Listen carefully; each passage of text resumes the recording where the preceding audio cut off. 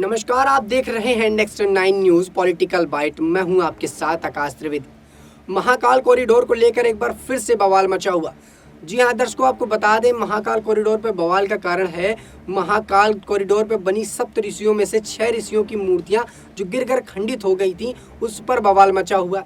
दर्शकों, आपको बता दें, इस मंदिर कॉरिडोर में, इस महाकाल कॉरिडोर में 850 करोड़ रुपए के आसपास पैसा खर्च किया गया था। उसके बावजूद काम इतना ढीला हुआ कि थोड़ी सी आंधी तूफान में सप्त ऋषियों में से 7 ऋषियों की मूर्तियां गिरकर खंडित हो जाती हैं, जिस पर एक बड़ा सवाल खड़ा होता है। क्या 850 करोड़ रुपए इन मंदिरों में लगाए जाते हैं, उसके बावजूद ऐसा काम होता है कि ऋषियों की मूर्तियां गिरकर खंडित हो जाती हैं? इस बीच एक रिपोर्ट सामने आई है। क्या है वो रिपोर्ट, देखिए जरा। महाकाल लोक में सप्त ऋषियों की 7 मूर्तियां धराशायी होने के मामले की लोकायुक्त की शुरुआती जांच में ही धांधलियां उजागर हो गई। लोकायुक्त ये जानकर चौंक गए कि प्रधानमंत्री नरेंद्र मोदी के ड्रीम प्रोजेक्ट में अफसरों ने इतनी गैर जिम्मेदारी से काम किया। मूर्तियों की ना तो ड्राइंग बनी थी और ना ही डिज़ाइन। टेंडर एग्रीमेंट में जिम्मेदार अफसरों के बर्खास्त भी नहीं हैं। मूर्तियों के स्पेशलाइजेशन यानी कि मूर्तियों का स्पेसिफिकेशन भी तय नहीं है। लोकायुक्त ने उज्जैन स्मार्ट सिटी लिमिटेड को भेजे नोटिस में लिखा कि ऐसा लगता है कि मूर्तियों का निर्माण ठेकेदार की मर्जी से नहीं हुआ, तब अनुबंध में प्रावधान नहीं कर रहे थे। फिर भी काम किस आधार पर और कैसे करवाया गया। वहीं महाकाल लोक की मूर्तियां गिरने के बाद लोकायुक्त जस्टिस AK गुप्ता ने इन मामले में प्राथमिक केस दर्ज किया था।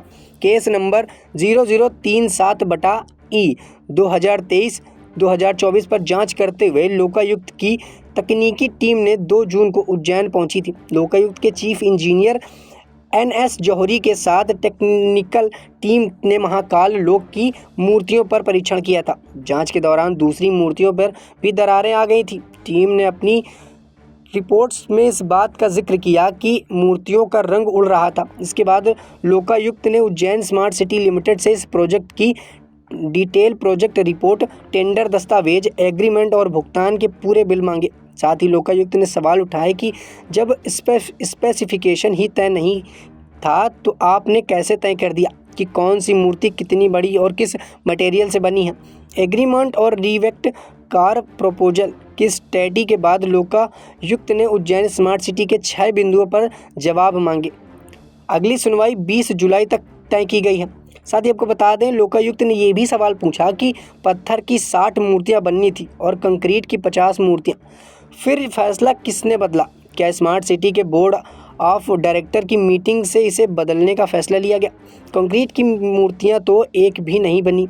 कंक्रीट की मूर्तियां नहीं बनने का फैसला किसने लिया? पत्थर की 60 मूर्तियां बननी थी तो फिर सिर्फ 9 मूर्तियां ही पत्थर की क्यों बनी? बाकी मूर्तियां FRE यानी कि फाइबर रिफोर्स्ड प्लास्टिक से बनके निर्णय किस स्तर पर लिया गया? फिलहाल के लिए इतना ही। देश दुनिया की तमाम खबरों से जुड़े रहने के लिए देखते रहिए नेक्स्ट 9 न्यूज़ पॉलिटिकल बाइट।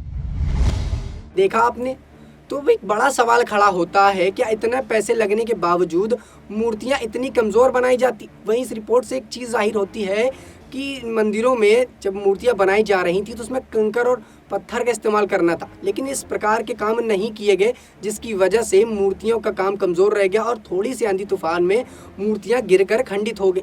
मगर एक बड़ा सवाल खड़ा होता है, क्या इतने पैसे लगने के बावजूद भी काम सही नहीं होता? इसका तो सीधा वजह यही लगती है कि कहीं ना कहीं इस पर घोटाले हुए, क्योंकि 850 करोड़ रुपए अगर मंदिरों में लगते हैं तो कहीं ना कहीं वो काम दिखता है, पर काम तो दिखा, लेकिन वो काम अब पता चला कि कैसा दिखा।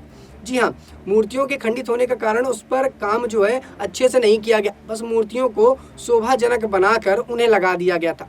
इस वजह से मूर्तियां थोड़े से आंधी तूफान में गिरकर खंडित हो गई। अब जब मूर्तियां खंडित हुई और उसका काम दोबारा से चालू किया गया है, तब इस बारे में जानकारी मिली है कि मूर्तियों में वो काम नहीं किया गया जो करना चाहिए था। मूर्तियों को बस साधारण तरीके से ही बनाकर रख दिया गया। फिलहाल इतना ही। देश दुनिया की तमाम खबरों से जुड़े रहने के लिए देखते रहिए नेक्स्ट 9 न्यूज़ पॉलिटिकल बाइट।